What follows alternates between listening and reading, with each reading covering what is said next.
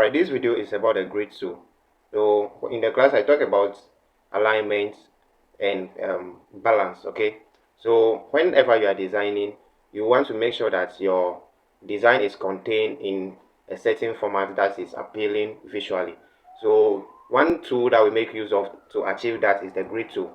So here is the grid tool. Okay, so I'll click on it. If you click on the grid tool, this is how it appears on your canvas or your working area.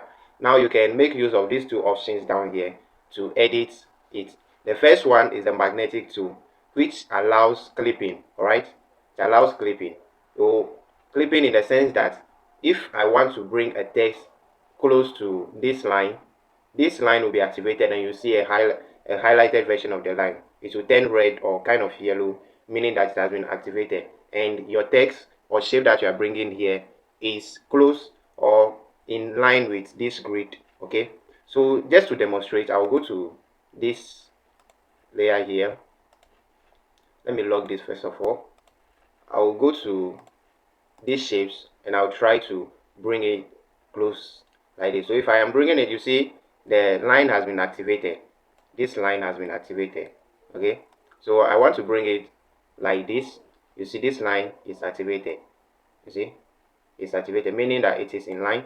So if I am bringing this one to the other side too, you see it will be activated. The line changes color, meaning that you have positioned it correctly. Now it's not only shapes that you can do that with. Now for you to know whether your design is contained in a line or it's in a certain format that is visually appealing, you can use make of the grid tool, like I said. For instance, if I want to make sure that all these text here are in line like this, I have to make use of the grid tool for me to achieve that. Okay, so if I move this, you can see that everything that I did here was in line because I used the grid tool. So this is how the grid tool can be used. Now these are other features that you can use to edit this. If you click on this one, it gives you an option to change the number of horizontal guides, which is these guys right here. Let me cancel it. These are the guides 1, 2, 3, and the vertical ones are this, and these ones. Okay, so if you click here, it will give you an option to change the figure. You can change it to the number you want. All right, you can change this to the number you want. So let me just make it 7 by 7 and hit OK. Now you see the grid guides have increased in number. Okay, so this is to remove some of them.